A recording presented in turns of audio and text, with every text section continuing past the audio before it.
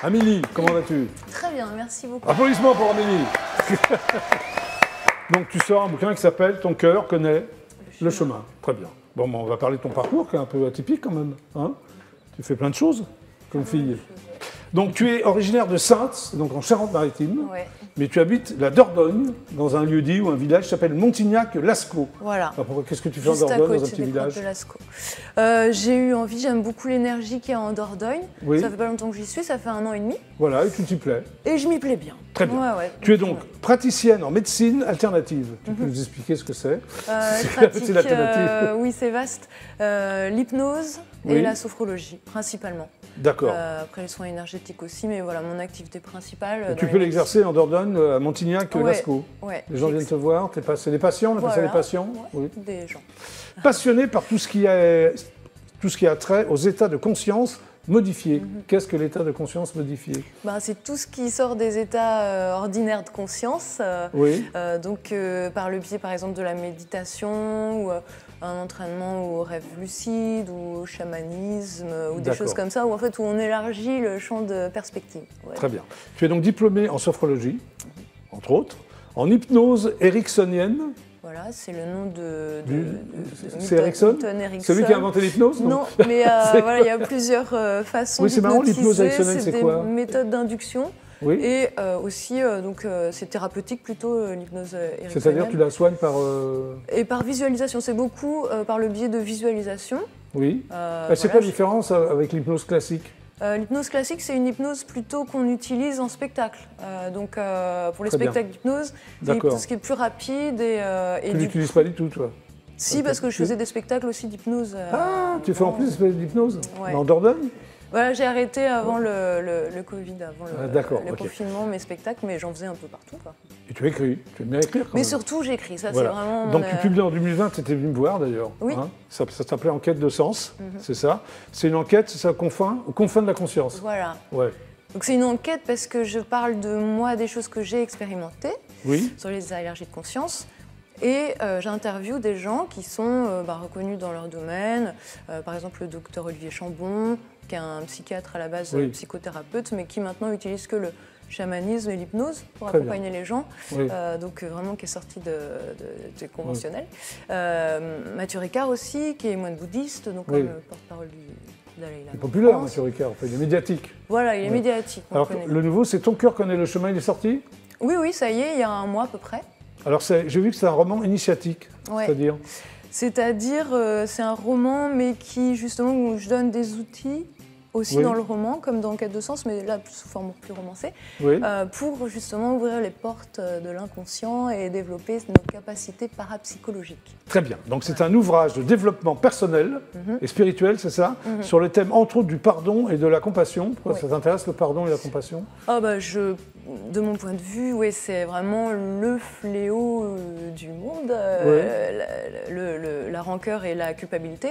Donc tu as enquêté sur le pardon et la compassion. Donc j'ai enquêté là-dessus et du coup, l'héroïne, ce que vit l'héroïne du livre... Ça s'appelle Mélina, c'est ça? Voilà, Mélina, c'est une histoire vraie. Donc c'est un vrai témoignage, elle a vraiment vécu ça, une expérience spirituelle.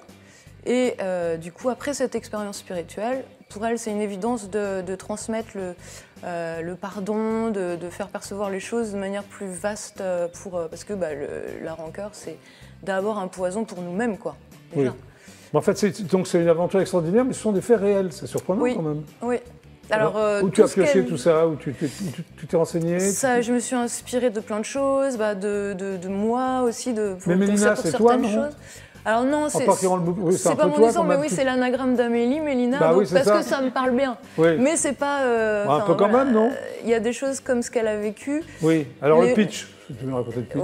Qu'est-ce qui lui arrive à Mélina vite fait? Faut le lire du coup. Oui, on ne peut pas le dire, c'est ça. On peut pas le dire.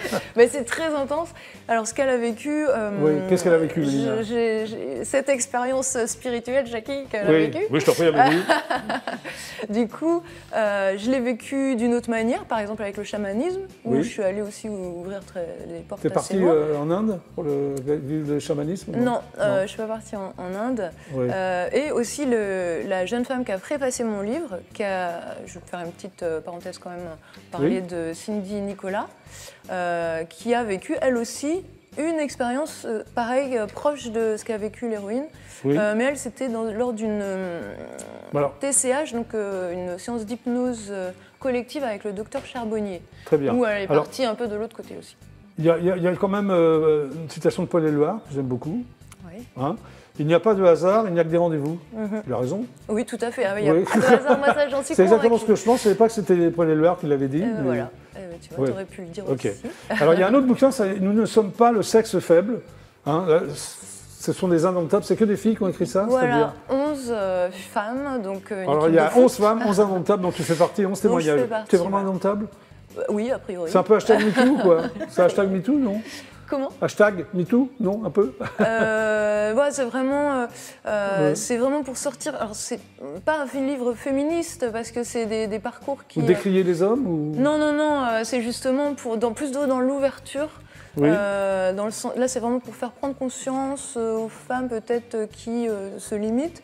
En fait, du potentiel qu'on peut avoir et de tout ce qu'on peut faire, expérimenter, de sortir des normes ce sont des nouvelles ou non? Ce sont plutôt des pamphlets? C'est plutôt les parcours, mais aussi des outils qui sont donnés.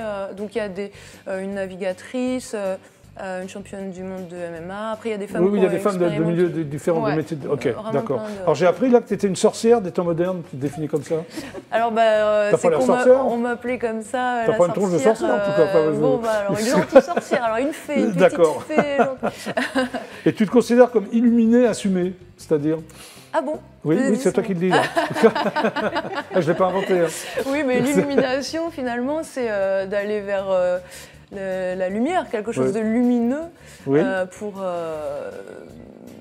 alors peut-être, comme je disais, je ne sais plus qui, il faut être un peu fêlé pour laisser passer la lumière. Oui, tu as l'air un peu fêlé. Voilà, on l'est tous finalement. Et je me suis laissé dire que tu étais chanteuse, tu as sorti un album. Oui, il y a quelques années, oui, tout à fait, Jackie. Alors, pourquoi tu n'as pas continué? Parce que je ne peux pas tout faire. D'accord, ok. Merci. Merci. Bon voilà, GLPP, c'est terminé pour aujourd'hui. Merci d'être passé par l'émission. Patsy P, applaudissements pour Patsy P.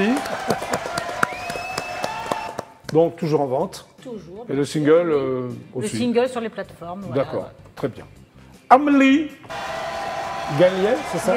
Galliet. Ouais. Ça s'appelle Ton cœur connaît le chemin et nous ne sommes pas le sexe faible. Ouais. Tu es donc le sexe fort, Amélie? Exactement. Très bien. Merci d'être passé par le GLPP. Merci à toi. Et Pierre Desron.